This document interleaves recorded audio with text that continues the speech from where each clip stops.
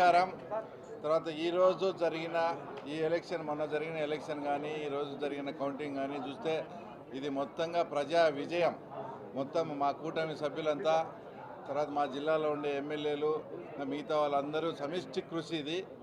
తర్వాత ఒక్కటి, జగన్మోహన్ రెడ్డి గారు ఎప్పుడు దేవుని స్క్రిప్ట్ అని చెప్తుంటారు కదా, అతనికి వచ్చిన సీట్లు వచ్చి 11. ఇక్కడ నామినేషన్లు ఎన్ని పడినాయి? పులివెందుల్లో 11, ఒంటిమిట్టలోనే 11 పడినాయి. అంటే ఇది దేవుని స్క్రిప్ట్. 11 నామినేషన్లతో వేసి అతను డిపాజిట్ కోల్పోవడం, ఇది దేవుని స్క్రిప్టు. ముఖ్యంగా ఈ విజయానికి ప్రధానంగా నేను 4 కారణాలు చెప్తా. ఒకటి, చంద్రబాబు నాయుడు గారి ఈ 14 నెలల్లో చేసిన మంచి పనులు, సుపరిపాలన.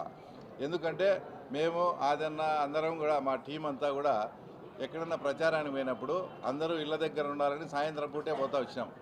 ఎప్పుడు సాయంత్రం పూట పోయినా కూడా స్కూల్ పిల్లలు బడికంతా వచ్చి ఎప్పుడు మా ఎమ్మడే thank you CM sir, thank you Lokesh sir, మాకు అందరికీ తల్లికి వందనం వచ్చిందని మా వెంట తిరిగేటప్పుడే మాకు సుస్పష్టంగా అర్థమైంది ఈ ఎన్నిక మేము గెలవబోతున్నామని.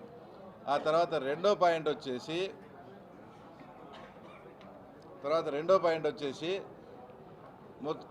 నుంచి 35 సంవత్సరాలుగా ఎప్పుడు కూడా పులివెందుల ప్రజలు ఇంత స్వేచ్ఛగా ఓటు వేయలేదు.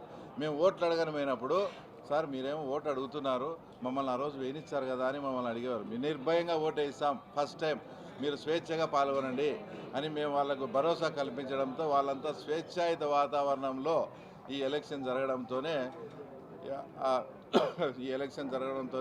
ఈరోజు ఎన్డీఏ కూటమికి ఇంత అద్భుతమైన అవకాశం.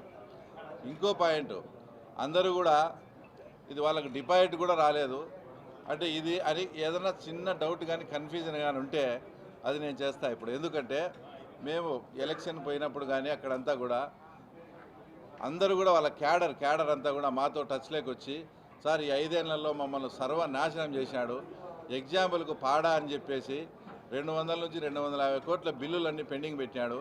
ఎలక్షన్ అయిపోయి కౌంటింగ్కి మధ్యలో ఆయనకు అవకాశం ఉంటే 400 కోట్లు మెడికల్ హాస్పిటల్కి వేసినాడు. కానీ మేము కార్యకర్తలంతా ఇట్లా ఇబ్బందులు ఉన్నామంటే మా కార్యకర్తలకు కూడా అతను ఇచ్చి సావలేదు. కాబట్టి మేము మొత్తం అతనికి సహకరిస్తాం. అతని అహంకారానికి, అతను ఎక్కడో ఆకాశంలో కూర్చున్నట్టున్నాడు, అతని అహంకారానికి అతను బాగా కొవ్వు పట్టి ఉన్నాడు సార్. మేము ఖచ్చితంగా ఆ కొవ్వును కరిగిస్తాం ఈసారి ఈ ఎలక్షన్స్లో, మీకు సపోర్ట్ చేస్తాం అని. ఇంకా అసలు నేనన్నా ఆయనకు అని చెప్తానా, వాళ్ళు మాట్లాడిన మాటలు కానీ యాజ్ ఇట్ ఈజ్ జగన్మోహన్ రెడ్డికి కానీ వినిపిస్తే ఆయన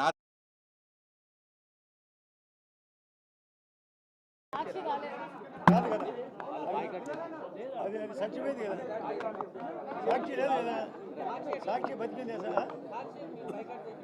కాదు, సాక్షి సత్యమైంది అసలు.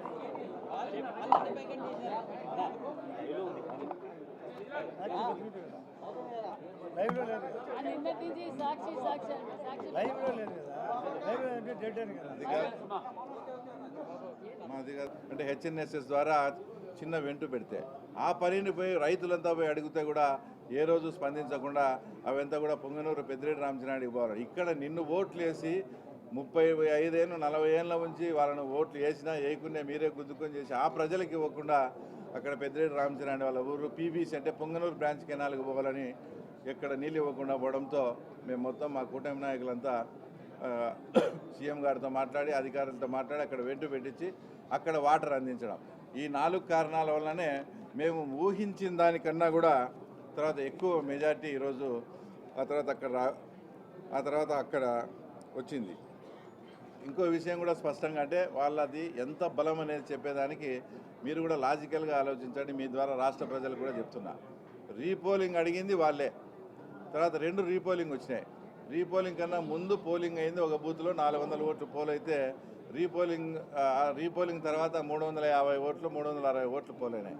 అంటే వాళ్ళు మొత్తం ఊర్లలో దండవార వేపించి సోషల్ మీడియాలో పెట్టి ఈ ఎలక్షన్ మనం బాయ్కాట్ చేస్తున్నామని వాళ్ళు ఇష్టం వచ్చినట్లు ప్రచారం చేసినా కూడా కేవలం 40 ఓట్లు మాత్రమే ఆ తర్వాత తగ్గాయి. అంటే వాళ్ళ బలం 500 ఓట్లలో కేవలం వాళ్ళ మాట విని ఆబ్సెంట్ అయిన ఓట్లు వచ్చేసి 40 ఓట్లే.